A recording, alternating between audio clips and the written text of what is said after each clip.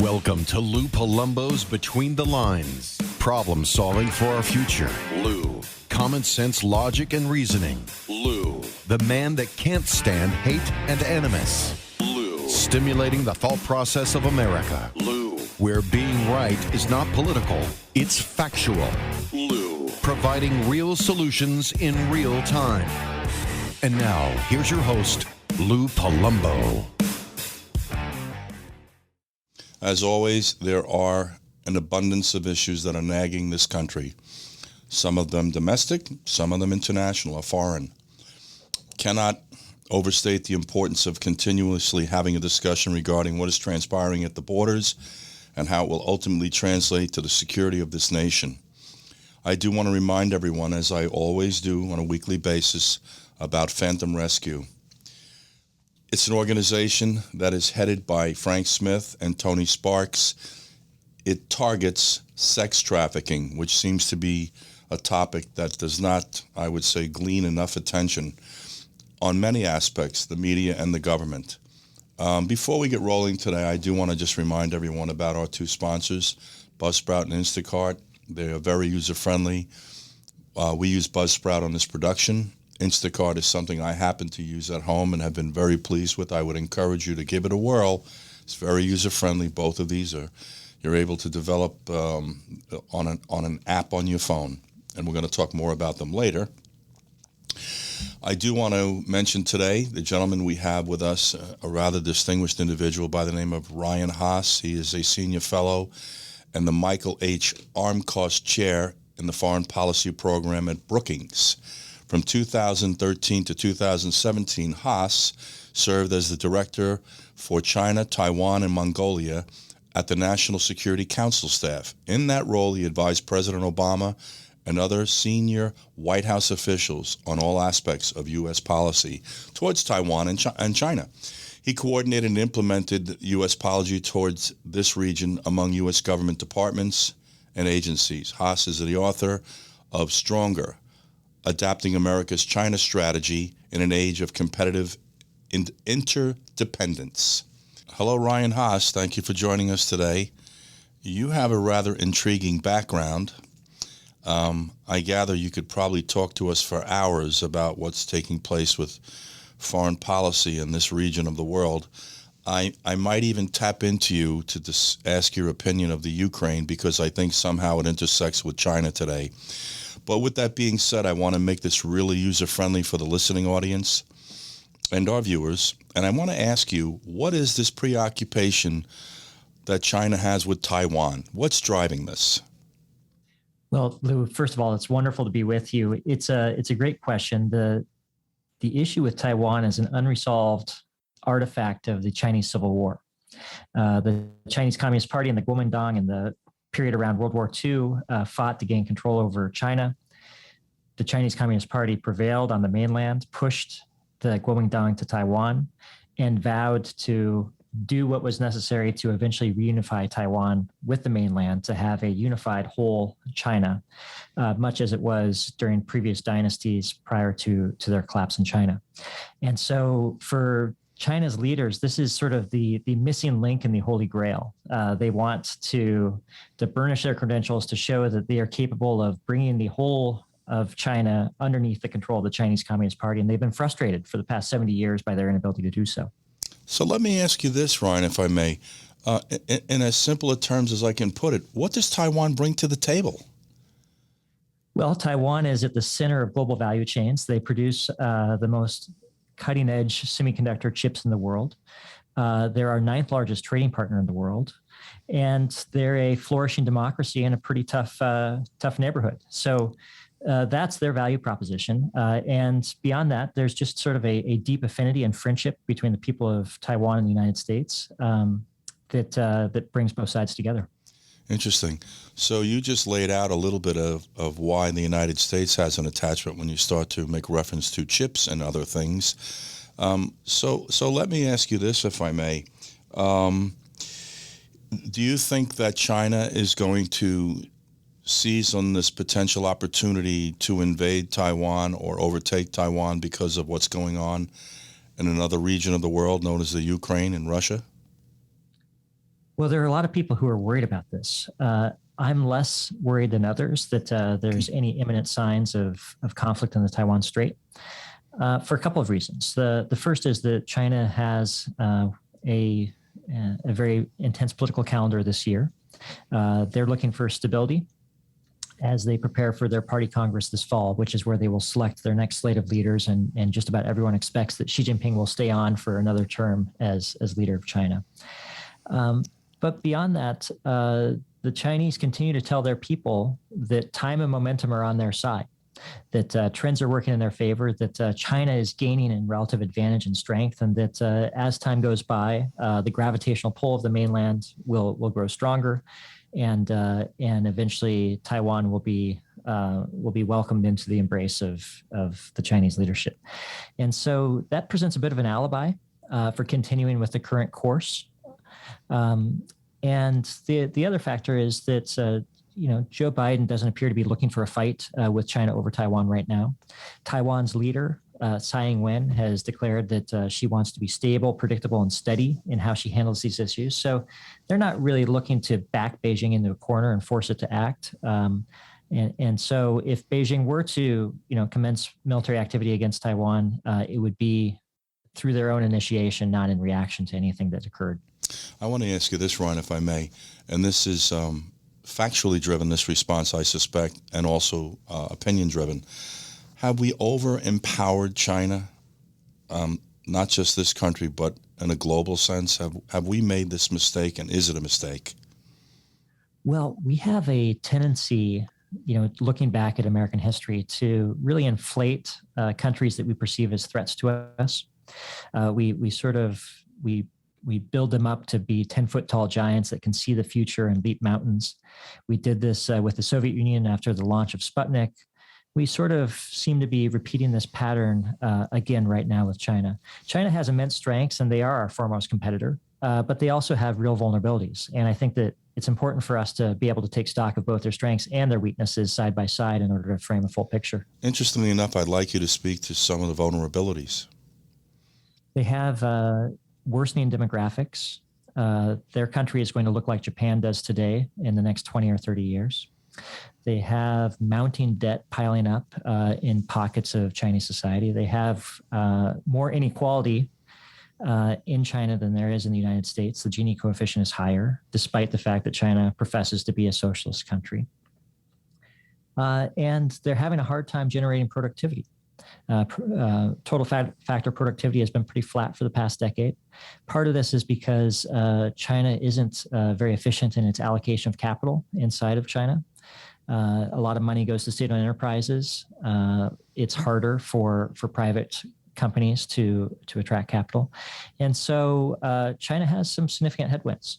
They also have issues with ethnic unrest in certain parts of the country. And they have a dependence upon the rest of the world for food, fuel, and semiconductor chips, which are real vulnerabilities for them. That's interesting. My perception, Ryan, and please correct me if I'm wrong, is that we started this romance in the Nixon administration with Henry Kissinger. Is that an accurate statement? Yeah, Nixon and Kissinger 50 years ago this week traveled to China to try to pull China away from the Soviet Union and to create a path that would allow us to leave Vietnam. Interesting. It seems like we've contributed to making them a capitalist society, and oddly enough, it almost seems like it's come back to bite us. Our dependency, and this is my perception, so I want you to correct me, but our dependency upon China is a bit too vast in too many areas for my taste. I mean, we're at the point where you almost can't pick up a commodity in this country, and probably globally. I can't speak to what goes on in other countries because I'm not hanging out there looking at product labels. But here I know we almost can't touch anything that doesn't have Made in China in it. We do have Made in Taiwan products also, I'm noticing. But is that accurate as well? It is, Lou. I mean, it's very, as you said, it's very difficult to walk through a market and find something that doesn't have a Made in China label attached to it. I think that's beginning to shift a little bit as low wage products begin to be made in Southeast Asia and South Asia. The reality is that wages in China are beginning to go up, and their comparative advantage as being sort of the factory of the world is beginning to be eroded. That's interesting. That's an interesting statement. Guys, we're going to take a quick break. We have with us today Ryan Haas. The young man is brilliant. His understanding of the nuances of the relationship between the United States, China, Taiwan, and that region of the world is quite intriguing. Stick with us. We're going to come right back with Ryan. Instacart, another interesting concept. You can go to your favorite grocery stores, sign on to their application without leaving your home, the comfort of your home. Just pick out the items you'd like. They'll assign a personal shopper for you and deliver them to the point that you would like them delivered to. Another great concept, very user-friendly, and I'll be honest, we use it also. It's very effective, and they're very, very good. They're very on point. We're back, ladies and gentlemen. We have a very special guest with us today, and I say special because of his knowledge and insight into this country called China that I think in the United States, we're trying to wrap our arms around what that really translates to, because we hear a lot of various references made to this country, whether it's the products we consume, human rights issues, which I'm going to get into Ryan with in a second. But I do want to remind everyone, Ryan is the author of Stronger. This is the name of the book, Adapting America's China Strategy in an Age of Competitive Interdependence. So now I want to ask you specifically, Mr. Haas, explain what this interdependence translates to. Well, Lou, thanks for mentioning my book. That the interdependence is the simple, uncomfortable reality that the United States and China are tied together in so many ways. We have over $500 billion in trade two ways.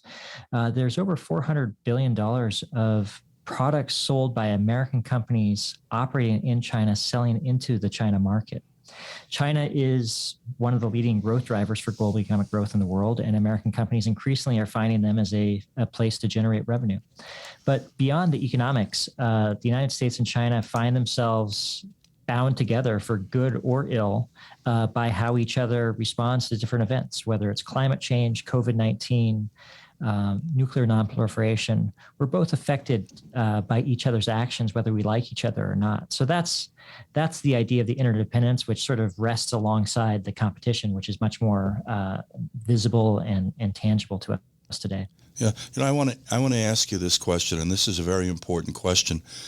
Is there a way to draw China closer to us, Ryan? In other words, we listen to and watch at times protests regarding China and its treatment of its people. We listen to these human rights violations. I mean, how do we go about navigating this country and trying to get them westernized? I want to tell you something you're going to find interesting. I protected cabinet members of the Chinese government. One in particular was the Minister of Culture. And my take on them was a rather interesting one. Their preoccupation when they came here, perceptively, the optic for me was they were trying to become westernized. I took them to museums in the city. I took them to the Javits Center.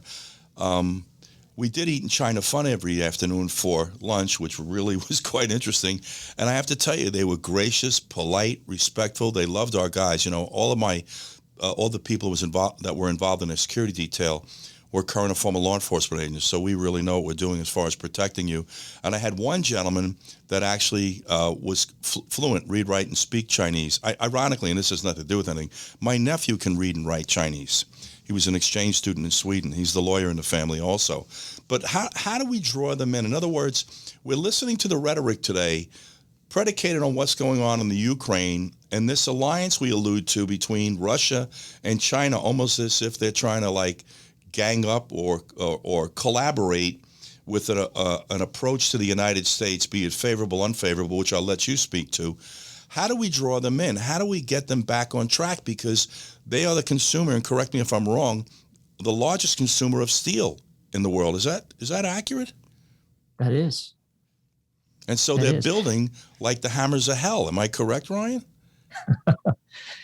Well, Lou, your experience with Chinese officials is fascinating, and it echoes the experiences that I've had with them as well. I think that they would prefer to be recognized as a great global power, to have their system of government and their economic model legitimized, and to be treated with dignity and respect on the world stage. That's what they would prefer, all things being equal.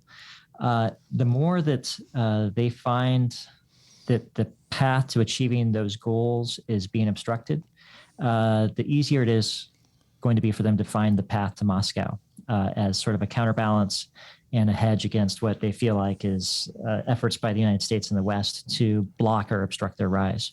The reality is that the United States is still the most consequential, powerful country in the world. We still have the largest economy in the world. We can still do immense damage and destruction when we really put our minds to things. And China would prefer not to have a adversarial or antagonistic relationship with the United States. The question for them is that possible? And I think that there are many people in the United States who feel like, China doesn't deserve the benefit of the doubt because they've demonstrated through their actions and their rhetoric and their treatment of their own people that they are hostile to us, hostile to their own people, hostile to the idea of universal rights and values. And so the hell with it, right? But the question that we need to ask ourselves, I think, is what type of relationship with China best allows us to meet our own interests and requirements to our people? Because as I think about it, Lou, government's job is to protect our people, to create opportunities for prosperity, and to protect the health of the population. If that is the baseline requirement of government to its people, then I think that having a somewhat functional relationship with China, even as we're going to disagree passionately on a lot of issues, serves our interest. And so that sort of brings us back to the question that you're asking is how do we get there? And if it were left to me, I would prefer for us to do more and say less in how we're approaching this relationship. Right now, we sort of are on the opposite side of that equation. We're talking a lot, we're talking loudly, we're condemning China for its behavior, and it's, they merit condemnation through their actions. So I'm not quibbling with that, but just sort of the fundamental question of what's the most effective way to push China in the direction that we seek? And this is a topic that, there is no right or wrong answer to. We're all wrestling with it as we go forward. Ryan, let me ask you this, buddy, though. Wouldn't it be helpful if we engaged in a campaign to educate them as to the importance of optic? In other words, we understand in this country, for example, and I suspect that this is global, what the optic is of China. And at times it lends itself to brutality, human rights violations. There's got to be a way to engage with them in dialogue to help them understand that changing the optic of that country will ultimately translate to a fiduciary issue, And, right. and I want to ask you another thing. You mentioned this about they are not recognized, and you mentioned in a number of facets. I'm struggling to understand that concept because China's on the tip of everybody's tongue almost every day. Is that not accurate? No, they are certainly commanding plenty of attention around the world through their actions. Is it the right attention, though, is the question, you see? And I think that's where the problem lies. I want to ask you about former President Trump because he had a rather interesting style of governing. I would say, and I don't say this in a less than constructive manner, sometimes there's a need. He was like a bull in a china shop, and I think rather imposing or over-insinuating and threatening even. Is that something that played to be of some form of value in dealing with China? And I know I don't want to drag you down into North Korea with Kim Jong-un or any other country, but I want to stay with China. How did he go over with China? Well, I think that he shook things up with China, right? Which was probably healthy. I need you to elaborate what that means, shaking things up. He shook things up. There was a bipartisan playbook that suggested for over 40 years that the United States should find some balance between cooperation and competition with China to manage our way forward. And he sort of tore that playbook up, threw it out, and said, we're starting over. We're doing things differently. And so he opened up an enormous amount of space for new creative thinking on how to deal with this challenge posed by China. The Achilles heel of his approach, though, was that a lot of what he did alone. The United States alone, sort of one-on-one dealing with China, when China, is affected much more when it feels like it is China against the Western world or China against the world for its actions. They feel a lot more pressure than they would in the case of a one-on-one competition. And, President Trump made ambitious targets. He sort of narrowed the focus of the relationship down to trade issues and made very clear what he wanted from China in terms of trade. And unfortunately, it played out exactly as those of us who have dealt with China or studied China for a long time would have predicted, that the Chinese would tell President Trump, okay, sure, we'll buy $200 billion more goods from the United States than what we promised. And that will become apparent a year after you have left office. In other words, the Chinese got themselves off the hook by promising to buy a lot of things, and then events intervened and they did not. And so we ended up putting a pretty significant tax on you and me with the additional tariffs, which raised the cost of purchasing all the products that we were talking about earlier in the stores from China, without really addressing any of the underlying economic issues that were aggravating tensions in the relationship, or sort of expanding wealth from China to the United States. So it was a novel effort. It was a new approach. We sort of ran the experiment. We've learned from it.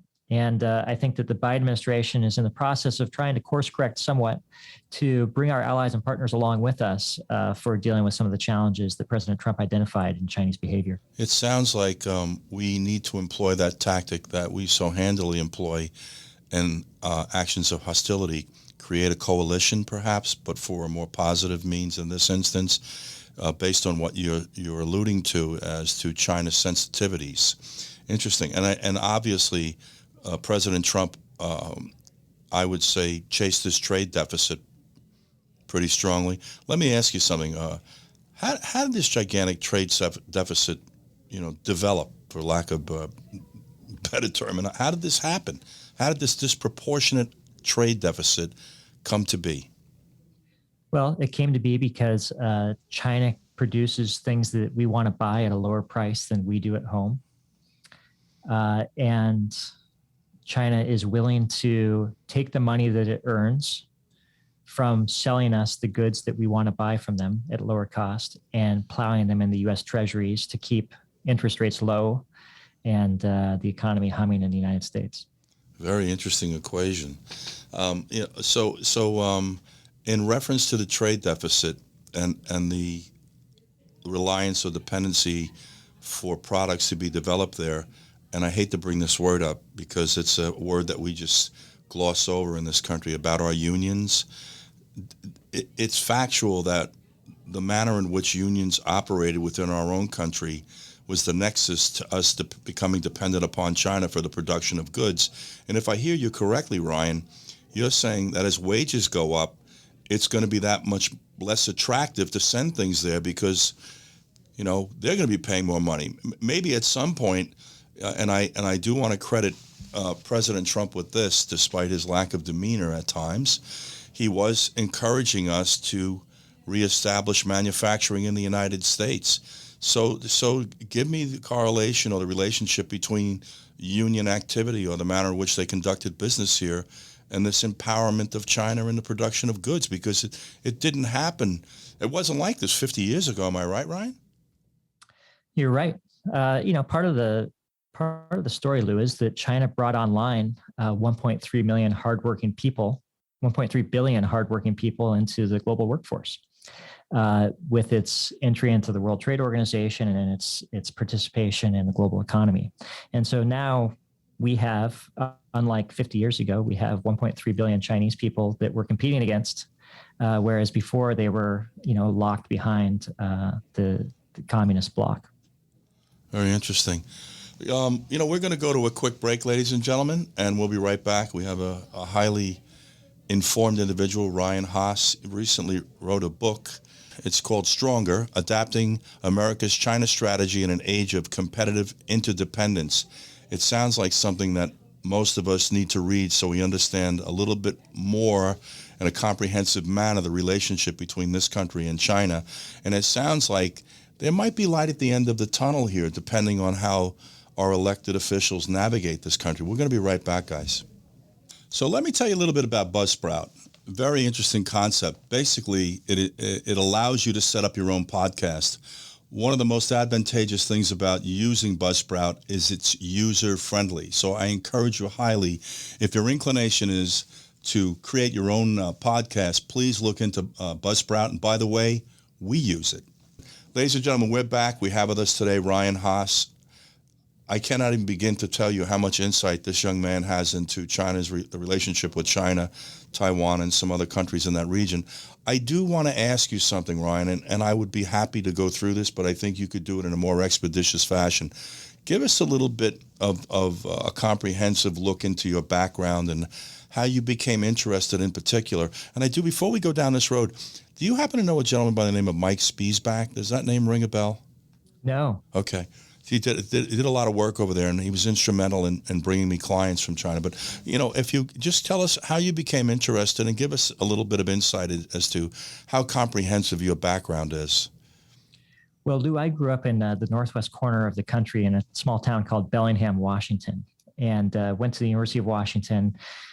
Seattle is a Pacific-facing city, and there was sort of a clear recognition as I was growing up that China was going to be the story of the future for the 21st century. And I wanted to play a role in that relationship. And so I joined the State Department Foreign Service as a diplomat, and over time had an opportunity to work on Taiwan issues, and then spend 4 years in Embassy Beijing from 2008 to 2012. I left Beijing, came back to Washington, and ended up having an opportunity to serve as President Obama's director for China, Taiwan, and Mongolia at the National Security Council, where I worked from 2013 to the start of 2017. Interesting. I want to ask you another very important question that I think Americans are concerned about, especially with what we're witnessing over in the Ukraine with this military buildup by Russia. How advanced are the Chinese in reality with their military? Because we're hearing about these new generation of missiles that are undetectable, and I know they have some pretty elaborate bombers and things of that nation. Can you give us a little further insight on this, Ryan? Yeah, I think the Chinese are developing military capabilities at a faster pace than any other country in the world right now. It should be of concern to us. It should command our attention. They are building nuclear capabilities at a rapid rate, and also the ability to deliver those nuclear warheads by land, by air, or by sea. And so they deserve our attention. I would just note, though, Lou, that China's capabilities are highly concentrated in the Western Pacific, and their capacity to project power sort of fades the further you get away from China.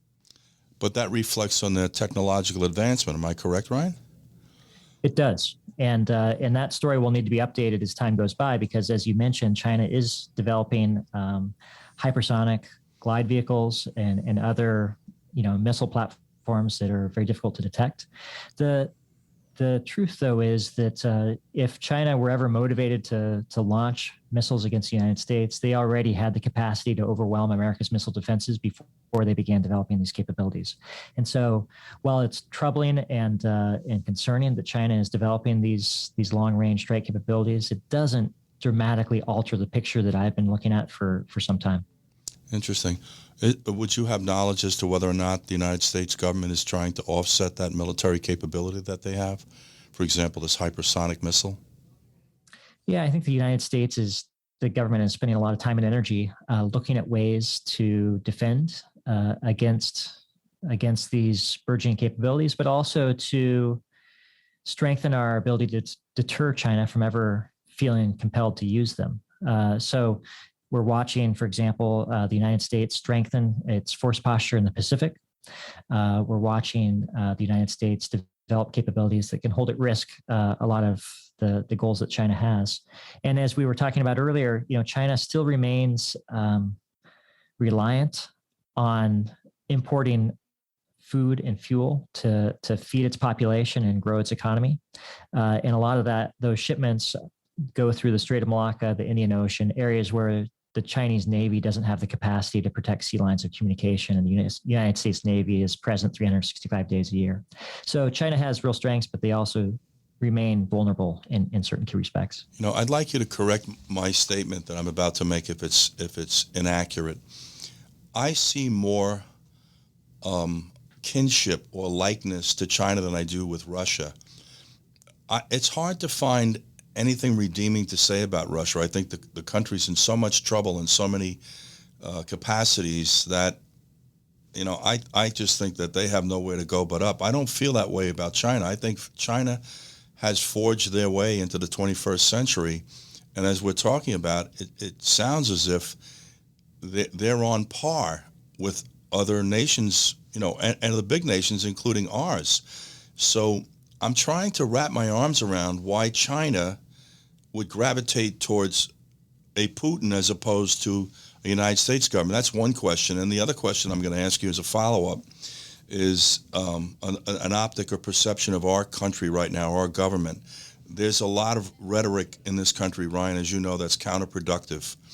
There's a lot of division, a lot of polarization. It creates an optic of divide, which is, it just have to put on the idiot box. And I'm sure that they watch the same thing we watch over there, if it's CNN or Fox or whomever. So I'd like you to just brush up against my first comment about, I would say they want to butt up with us because we're more like them than Russia is. Is that a fair statement? Yeah, Lou, I think that you're onto something here. For the Don't give me too much latter, power, Ryan, okay? Please, I'm not ready for it today, but go ahead.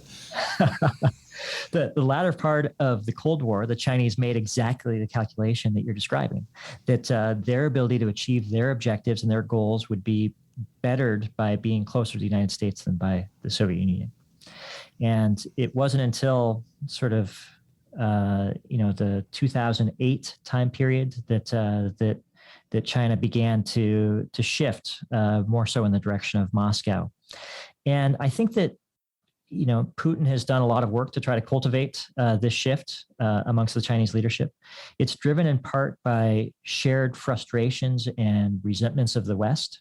This endemic fear that China's leaders and Russia's leaders have that the United States is out to get them, that we have this ideological zeal to undermine their systems, that we're trying to foment color revolutions around China and Russia's periphery and eventually have them spread into China and Russia. That's the story that Putin sells when he's in Beijing.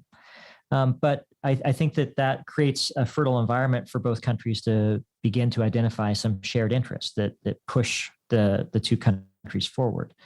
But the more that Moscow and Beijing share opposition to Western actions and feel like they're being cornered by the West, the easier it is for them to act on these common interests. But I would just caution against assuming that the China-Russia relationship is going to forever grow closer. For many of the reasons that you were just describing. By historical standards, the China-Russia relationship is unnaturally close right now. It's very rare in the history of these two countries for them to be as close as they are today. It's in many ways a product of the personalities at the top, and the two leaders in Beijing and Moscow aren't going to be in power forever. It's also, a bit problematic for China to tie itself to the weakest other major power in the international system. The United States gets to work closely with Europe, with Australia, with Japan, with India, with Canada, with others, the G7. China's stuck with Russia, which is by all accounts a depreciating asset in the international system. So I think that there are people in Beijing who are aware of this risk. And the other factor is that China is benefiting by the existing international order. It's doing pretty well in the current environment. And it has a lot to lose if the international system begins to erode or collapse. Putin, on the other hand, is basically an arsonist of the international order. He is out to venge, wrongs that were committed against the Soviet Union and to sort of restore the dignity and pride of the Russian people. And so they don't have a perfect alignment of interests between them. And that, it's an important context to consider as we watch events unfold relating to Ukraine today. And to your second question, Lou, I think it's an important one that I do think that leaders in Beijing believe what they say when they say that the East is rising and the West is declining, and that time and momentum are on China's side in this great competition with the United States and the West. They see in the United States a system that is proving incapable of compromise, that is sort of stuck in gridlock and partisan rancor. And I think that they draw a lot of lessons from what they watch. Now, I would just caution, though, that this isn't the first time that communist or Leninist leaders have overestimated their strength and underestimated the resilience and sort of resolve of the United States and the West. Stalin did this, Brezhnev did this, Mao did this, and they all sort of made miscalculations because they assumed that they were ascendant and that the United States and the West was crumbling from within. So time will tell whether that pattern repeats itself. I'd still place my bets on the United States in this long-term competition, but we'll see. Yeah, we're going to take a quick break, Ryan, and I want to come back and discuss with you what you think the perception of China is, for example, of the United States and the government, because if you listen to the rhetoric, we're just hacking each other down. And the other thing I want to speak to further is a mechanism that would integrate China into a broader conversation with the rest of Western Europe, etc. You know what I'm saying? Because that seems like the path of travel that will get us where we need to be. China should more be like our partner as opposed to our adversary. And if you listen to the rhetoric, it sounds very adversarial. Guys, we're going to be right back. I have Ryan Haas with me, brilliant young man, incredibly knowledgeable and interesting, and I would encourage everybody to read his book, which we're going to bring to you by title again in 1 second. We'll be right back, guys. Okay, guys, we're back. Ryan Haas is with us. He's the author of Stronger, Adapting America's China Strategy in an Age of Competitive Interdependence. Please pick this book up. I'm going to pick it up myself. It's going to be an incredible read. Ryan, something to me that's very important, because comments are being made in our media, whether they're responsibly done, recklessly done, about the perceptive weakness of this administration and it possibly motivating perceived adversaries into undertaking actions. For example, let's be real specific. Is China going to seize an opportunity to go after Taiwan because of a perceived weakness of this country? What's their optic of America, besides the fact we're divided, unprecedented? Yeah, I think that the Chinese see the United States as a country that is divided, that's weakening itself from within, that is doing self-harm by being so fixated on trying to counter every Chinese move everywhere in the world. And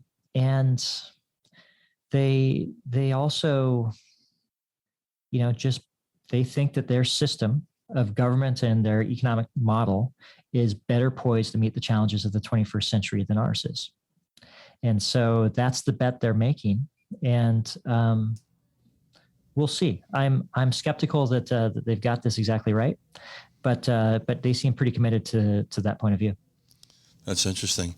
I just want to gloss over the Ukraine, which is really not the purpose of the conversation today. But my perception of the Ukraine, and I have I would say, I don't want to say an interesting background, but I've been around the block, Ryan, and I can usually tell when we have a problem. And I think we've got a problem right now with Putin, primarily because he is overcommitted and he's going to need to figure out a way to save face. This posturing at this border cannot just systematically be withdrawn and just say, yeah, we were just out having fun for a day, stretching our legs. He's overcommitted himself. And interestingly enough, someone said to me, is there a way out? And I said, unfortunately, there is. You got to throw the Ukraine under the bus, tell Putin they're never going to become part of NATO, and that will then allow him to save face and say, we got everything we wanted, and now we can pull our troops. This is a very, very tenuous and dangerous situation, and I'm curious, even though it's not why we got on the phone today, or this Zoom, what's your take on this? Well, I think that the Chinese and the Russian narrative is that Russia is being backed into a corner by NATO expansion, that Russia needs to take actions to defend its sphere of influence and to guard itself against this encroachment by the West on their periphery, and that the United States needs to respect Russia's security requirements in the process. The story that I hear from the United States and from European allies is that that's not right. This is about sovereignty and territorial integrity, about the idea that rules and not relative power should determine the outcomes to disputes. and that if we go back to a might makes right world, we're just going to find ourselves, in a Hobbesian jungle that isn't going to serve anyone's interests. And so there's just I think, a philosophical division between these two viewpoints, and it's going to be very hard to reconcile those. What's interesting about this discussion with Russia and part of their argument, which lends itself to the Ukraine becoming NATO, part of NATO, and then the potential of us installing missile bases, for example, Ryan, it kind of smells like the Cuban Missile Crisis a little bit if you go back in history. And I know you're too young for that one, but I was around for that one, even though I was very young. It resonated in our ears because of President Kennedy, and I happen to have liked him. I don't care what other people say. He was an interesting man. He was the embodiment of what America was at the time. But and I'm just saying this not because I'm pro-Russia, but if I was Russia, I wouldn't want the country that was once part of my country, who shares citizens and is contiguous to me, having the potential of installation of missile bases. I mean, that's just common sense. I mean, it's nothing to do with politics. I mean, it's just common sense. We didn't like it, so what would make anybody think they would like it? Is that not a legitimate point that Putin has? I mean, maybe there's a way to negotiate our way out of this thing, with a guarantee that we would never install missile bases right next to. I mean, I don't know how to separate Russia from the Ukraine, because in my mind, I hate to say it to you, it's all the same to me.